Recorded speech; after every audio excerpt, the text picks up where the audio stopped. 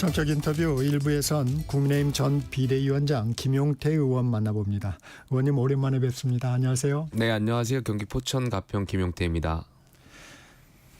당대표 선거부터 질문 드리겠습니다. 국민의힘 새 대표로 장동혁 의원이 선출됐습니다. 예상하셨나요?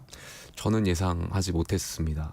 사실상 예상하기 어려웠던 결과가 나와서 어찌되었든 취임하신 장동혁 대표께서 잘 이끌어주기를 바란다는 말씀 꼭 드리고 싶고요. 다만 제가 주목했던 지점은 당원 조사하고 일반 여론조사하고 순위가 바뀌었다라는 점에서 좀 주목했습니다.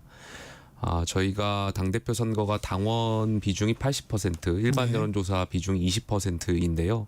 당원 조사에서는 약 장동혁 대표가 김문수 후보에 비해서 약 5%포인트 정도 앞섰고요. 일반 여론조사에서는 20%포인트를 김문수 후보가 앞섰는데 이게 바뀐 것이죠. 근데 일반 여론조사가 국민 전체를 대상으로 하는 것이 아니라 저희가 역선택 방지 조항이 있어서 무당층이라든지 국민의힘 지지층을 대상으로 합니다. 사실상 일반 여론조사라고 하지만 지지층 조사인 거죠.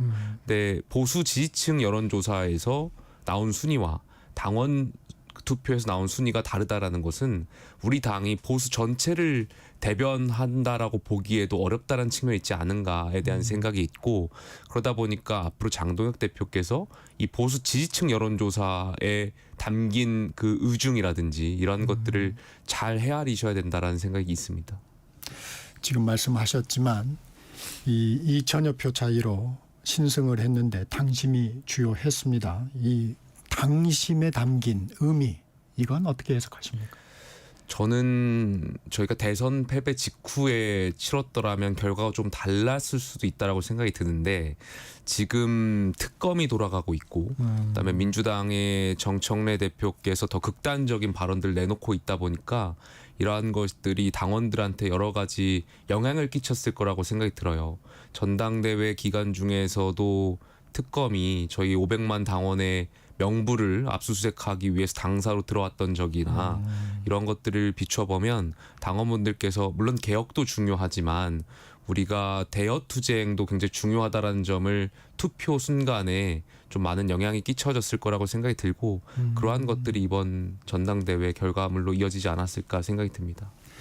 당내에선 민주당 정청래 대표를 상대하기 위해는 김문수 후보보다는 장동혁 후보가 더 낫다는 분위기도 있었다는데 당내 분위기는 그랬나요? 어땠습니까? 민주당을 상대하거나 이재명 정부를 상대하기에 김문수 후보라든지 장동혁 대표라든지 다양한 의견들이 있었던 것도 사실인데 어떤 특정 후보로 쏠린 그런 의견들은 없었던 걸로 기억이 있습니다. 네, 이른바 새심파로 불리죠. 조경태, 안철수 후보의 단일화 무산에 대한 아쉬움은 좀 없습니까? 양 후보 입장에서 생각해 본다면 아쉬운 측면도 분명히 있을 수는 있겠습니다만 실질적으로 나타난 득표율이라든지 표수가 공개된 것을 확인해 보면 만약에 단일화했다고 하더라도 이번 전당대회에 그렇게 큰 영향을 미쳤을 거라고 생각되지 않는 득표율이기 때문에 결과론적으로는 크게 의미는 없었을 거지 않았을까 이렇게 예상이 됩니다. 다만 지금 장동혁 대표 체제에서 대표께서도 밝히셨지만 가장 중요한 것은 저희가 지방선거 승리 아니겠습니까? 네. 지방선거 승리를 하기 위해서는 결과적으로 중도층의 선택이 중요한 것일 거고, 지금 많은 국민들께서 국민의힘을 어떻게 바라보고 계신가에 대해서 장동혁 신임 대표와 지도부도 명확하게 인지하셔야 될 거라고 생각이 듭니다. 제가 비대위원장을 그만두고 많은 시민들하고 이야기도 하고 이렇게 접점을 만들어 왔었는데요. 그럴 때마다 시민들께서 저한테 주셨던 말씀은 차라리 국민의힘 해체해라 이렇게 정말 말씀하시는 분들 많으셨거든요. 이 말에 담긴 의미를 신임 대표께서 잘 인지해 주셨으면 좋겠다는 바람이 있고, 저희가 당장 내일 지방선거가 치러진다라고 가정했을 때 만약에 지방선거 후보자들이 지금 지도부의 지원 유세를 오는 것을 좋아할까 싫어할까에 대한 명확한 생각을 좀 내려보면 아무래도 부정적으로 지금 현재 상황에서 보실 수 있는 분들이 있기 때문에 신임 대표께서도 중도로의 확장 또 개혁의 기치도 함께 말씀해 주셔야 이 대여 투쟁을 할 때도 국민들에게 힘을 받을 수 있다라는 말씀 꼭 드리고 싶습니다. 대여 투쟁이라는 것은 결과적으로 여론이 뒷받침되어야 그 효과가 배가 되고 소구력이 생기는 것일 텐데 지금 많은 시민들께서 국민의힘을 바라보고 있는 그 여론에 대해서 대표께서도 명확하게 인지하시고 저희가 나아가야 할 방향, 그러니까 대여 투쟁과 개혁을 같이 이뤄주시기를 바라겠습니다. 지금 장동혁 후에 대한 어떤 조언도 해주셨는데 전 비대위 위원장으로서 새 당대표 최우선 과제를 좀 어디에 둬야 된다고 보세요?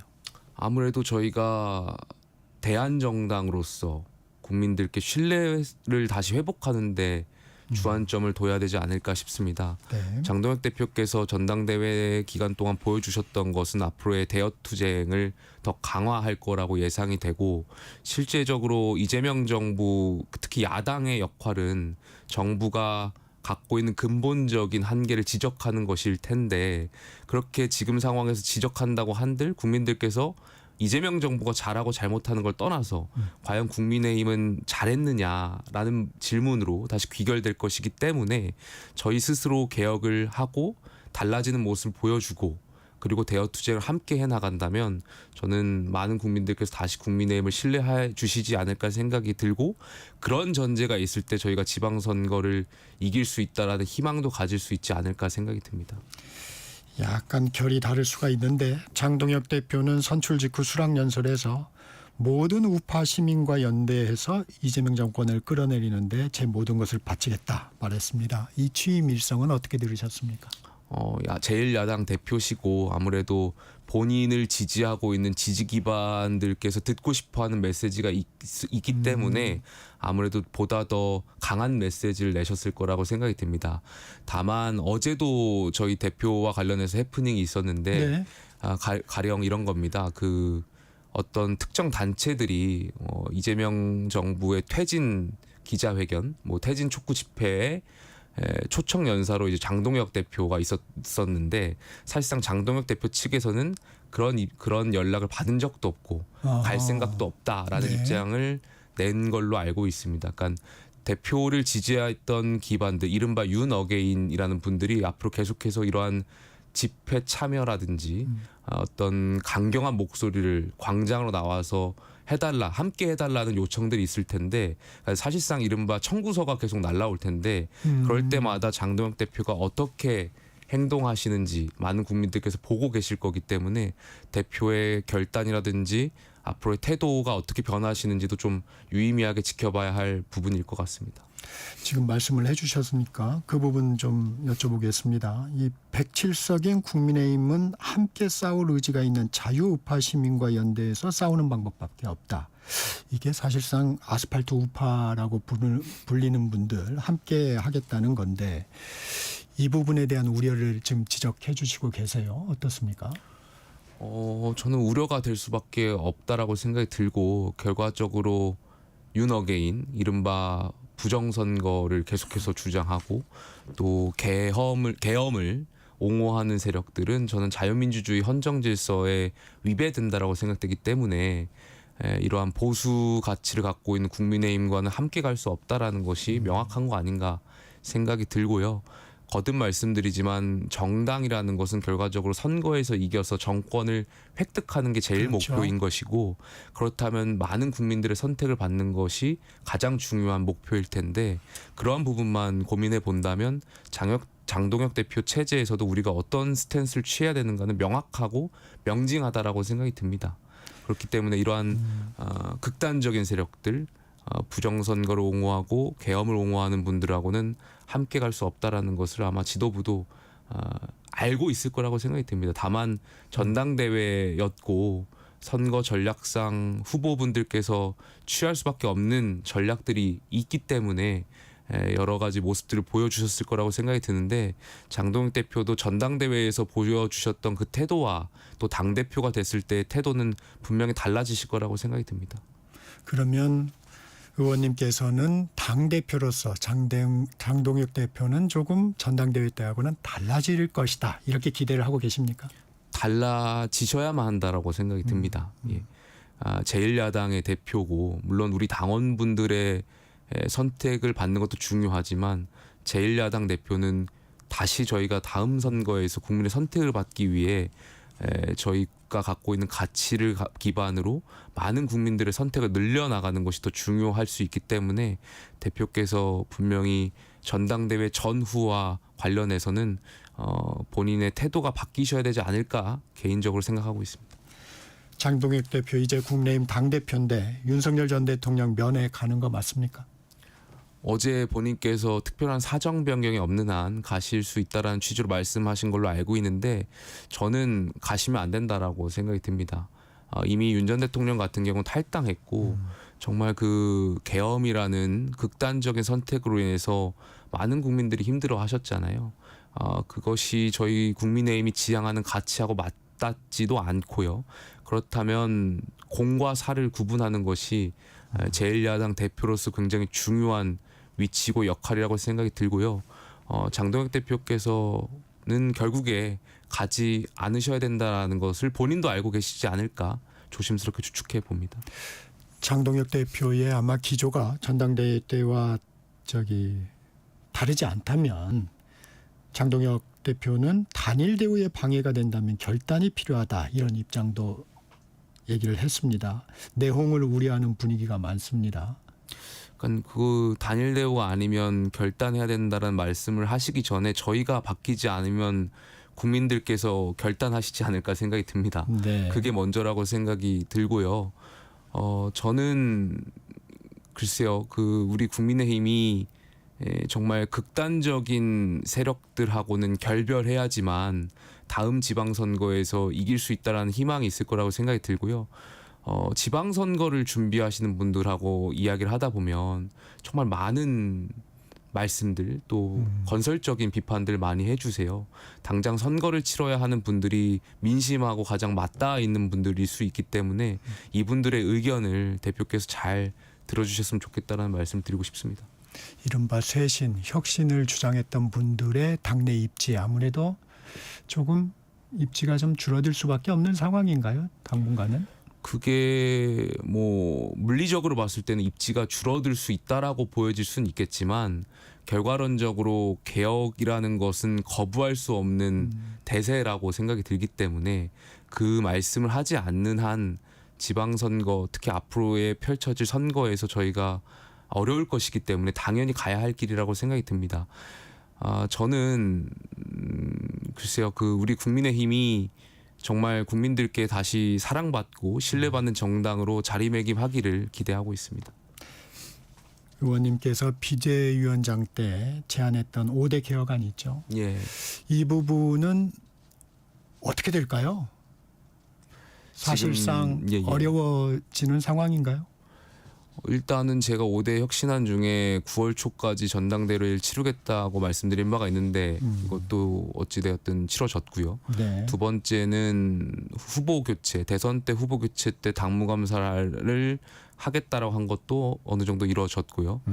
나머지 분들이 이제 탄핵 찬성과 반대에 대해서 통합적인 관용을 입장을 취해야 된다라는 것인데 그래서 네. 탄핵 반대 당론 무효화를 말씀드렸는데 이것과 관련해서는 장동혁 대표하고 생각이 분명히 다른 부분도 있을 수 네. 있기 때문에 이거는 새로운 지도부의 입장을 좀 들어봐야 되지 않을까 생각이 듭니다. 이 당론 결정 시 당심과 민심을 모두 반영한다. 100% 상향식 공천을 실시한다. 이런 부분들이 좀 어떨까요? 저는 당론 결정할 때 우리가 107명의 의원들의 의견을 듣는 것도 굉장히 중요하지만 당원분들의 의견을 듣는 것도 굉장히 중요하다라고 생각합니다. 플러스 거기에 나아가서 우리 보수 지지층들에 대한 여론조사도 함께 해야 된다고 생각이 들어요.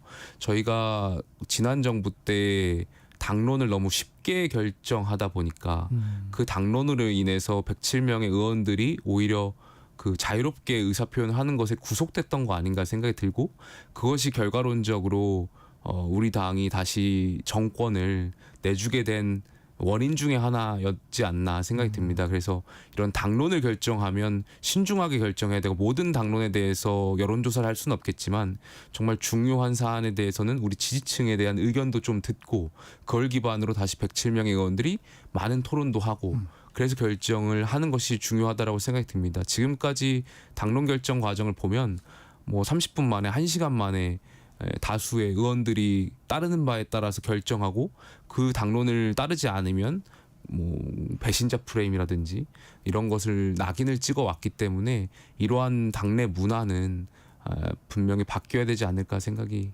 있습니다. 장동혁 대표가 도와달라, 함께 좀 해보자 하신다면 하실 의향이 있습니까? 글쎄요, 그거는 장동혁 대표한테 먼저 물어보셔야 될 것 같습니다. 네, 여야 관계 전망해 보겠습니다. 정청래 민주당 대표, 장동혁 국민의힘 대표, 강대강 구도입니다. 어떻게 예상하십니까 앞으로? 저는 민주당, 특히 이재명 정부가 제1야당을 국정 파트너로서 인정하지 않는다면 이재명 정부의 끝의 결과도 좋지 않을 것이라고 생각이 듭니다. 가령 문재인 정부가 당시 야당을 적폐로 규정하고 적폐청산에만 몰두했었고요. 윤석열 정부 같은 경우는 또 야당을 반국가 세력으로 지칭하면서 대화와 타협의 대상으로 인정하지 않았죠. 이재명 정부조차 제1야당을 내란동조 세력이라든지 뭐 이런 위헌정당으로 규정하면서 계속해서 대화하지 않고 극단적인 선택, 본인들의 의석수만으로 계속해서 이런 쟁점 법안들을 힘으로 밀어붙인다면 저는 이재명 정부와 민주당에도 결국 좋지 않은 결말이 있을 거라고 생각이 들고, 결과적으로 국민들께서 바라시는 것은 대화하고 타협하고 결론을 내달라는 거 아니겠습니까? 그래서 이재명 정부, 특히 이 협치라는 것은 결국에는 여당의 의지에 달려 있는 것이기 때문에 정청래 대표가 극단적인 행동을 보이기보다는 제1야당과 대화하고 그런 모습들을 더 보여줘야 된다라고 생각이 들고요. 다만 안타까운 것은 민주당 내부에서도 분화가 이루어지고 있는 거 아닌가 생각이 듭니다. 네. 이재명 대통령과 정청래 대표 간의 일각에서 평론가들이 어떤 분열까지는 아니더라도 미묘한 신경전이라든지 엇박자로 읽혀지는 대목들이 있고, 그러한 배경에는 정청래 대표 같은 경우에도 민주당의 극성 지지층들, 극단적인 지지층들의 개혁, 본인들은 이제 개혁이라고 포장하지만 그러한 요구들이 있기 때문에 이러한 또 지지층의 기대감을 벗어나는 어떤 행동들을 보여주기가 어렵다 보니까 계속해서 극단적인 행동들과 말을 정청래 대표가 하시는 것 같고, 그것이 결과적으로 민주당의 분화를 이끌 수 있지 않을까 생각도 듭니다. 정청래 대표가 먼저 손을 내밀어야 된다, 집권 여당이. 장동혁 후보, 필요하다면 누구든 만나서 정치를 하겠다고 했는데 정청래 대표 예방해야 된다고 보십니까? 저는 싸울 때 싸우더라도 여당과 야당 대표가 자주 만나셔야 된다라고 생각이 듭니다. 자주 만나셔서 쟁점 법안들, 지금 민주당 같은 경우에 또다시 특검법을 개정안을 계속해서 상정하겠다라는 것인데, 네. 여기에 대해서 저희는 당연히 반대하겠지만 두 대표 간에 대화하고 하실 말씀들이 많을 거라고 생각됩니다. 많이 만나셔서, 물론 만나도 결과적으로 민주당은 본인들이 원하는 방향대로 힘으로 밀어붙이겠지만 그럼에도 불구하고 대화하고 할 수 있는 데까지 만나셔서 이야기해야 된다라고 생각이 듭니다. 특검법 개정안 심사에 민주당 주도로 이루어지고 있습니다. 국회 법사위에서 이 사안에 대해서는 어떤 의견이세요? 이미 지금 시행 중인 특검법이 사실 이전에 있었던 특검법하고 비교할 수 없을 정도로의 많은 수사 인력이 투입되어 있고, 또 수사 그 기간도 이례적으로 긴데 여기에 더 센 특검법을 발의하겠다라는 발상 자체가 굉장히 오만하다라고 생각이 들고요. 특검이라는 것은 지금 특검 또 인지수사도 가능한 거 아니겠습니까? 이런 것들이 굉장히 위험하고 위헌적인 부분들이 분명히 있을 수 있는데 민주당에서 좀 자중할 필요가 있다라고 생각이 듭니다. 특검이란 것은 짧은 기간 그 한정된 수사의 안에서 수사하고 결과물을 도출하는 것이 본래 특검이라는 제도의 취지에 맞다라는 것을 민주당 법사위원들께서도 인지하셨으면 좋겠고, 이 특검이 충성 경쟁의 도구로 이용되지 않기를 바라겠습니다. 지금 오늘 이제 권성동 의원이 피의자 신분으로 소환이 되고 특검이 이제 국민의힘 의원들에 대한 수사를 좀 본격화하고 있는데 당내 압수수색도 시도될 것으로 보입니다. 특검의 수사 정당한 수사입니까? 아니면 우려되는 부분이 좀 있습니까? 우려되는 부분 당연히 있죠. 가령 조금 전에 말씀드렸습니다만 전당대회 기간 중에 당원 명부, 그러니까 전당대회 기간을 떠나서 정당의 당원 명부를 압수수색한다라는 생각 자체가 저는 우리 헌법에 반대된다라고 생각이 들고, 그건 여야를 떠나서 어느 정당이든 정당 명부라는 것은 정당의 헌법상 고유 권리고 가치이기 때문에 이걸 특검이 들여다본다는 발상 자체는 굉장히 정치 보복적인 생각이 있다라고 다분히 들고요. 또 두 번째로 조금 전에 이제 권성동 대표 말씀하셨는데, 권성동 대표가 갖고 있는 여러 가지 뭐 혐의점에 대해서는 특검에서 수사하면 될 것인데, 어젠가요 제가 언론을 통해서 보니까 출국 금지를 내렸더라고요. 네. 사실 출국 금지라는 것은 도주 우려가 있는 분들한테 내리는 것인데, 대한민국 현역 국회의원 그리고 헌법기관한테 그런 도주 우려를 예상해서 출국 금지를 시키는 것은 사실상 망신주기라고 생각됩니다. 이러한 것은 특검이 야당 의원들에 대한 정치 보복을 사실상 이렇게 기정사실화해서 하는 거라고 생각이 들기 때문에 굉장히 우려가 되는 부분이 많습니다. 시간이 좀 짧습니다만 한미 정상회담에 대한 평가 들어보고 싶습니다. 그 가장 큰 성과와 아쉬운 점이 있다면 어떤 점 하나씩 꼽아주신다면. 분위기에 대해서는 굉장히 긍정적이라고 생각이 들고요. 다만 그래서 결과적으로 우리가 무엇을 얻어갈 수 있는가에 대한 결과물에 대해서는 우려가 매우 큰 것이죠. 관세에 대한 부분이라든지 농수산물 추가 어떤 개방에 대한 것에 대해서 명확하지도 않았고, 명확하게 규정되지 않았죠. 또 그런 주한미군의 방위비 협상에 대한 부분도 명확하지 않았고요. 게다가 더 어렵고 우려되는 새로운 문제들이 발생했습니다. 가령 알래스카에 대해서 한국의 투자를 요구한다라든지, 아니면 오산 평택기지에 대한 그런 문제, 그런 것들이 좀 우려가 되는 바가 있습니다. 네, 오늘은 여기까지 듣겠습니다. 지금까지 김용태 국민의힘 의원이었습니다. 고맙습니다. 감사합니다. 정책시사 1부 여기서 마칩니다.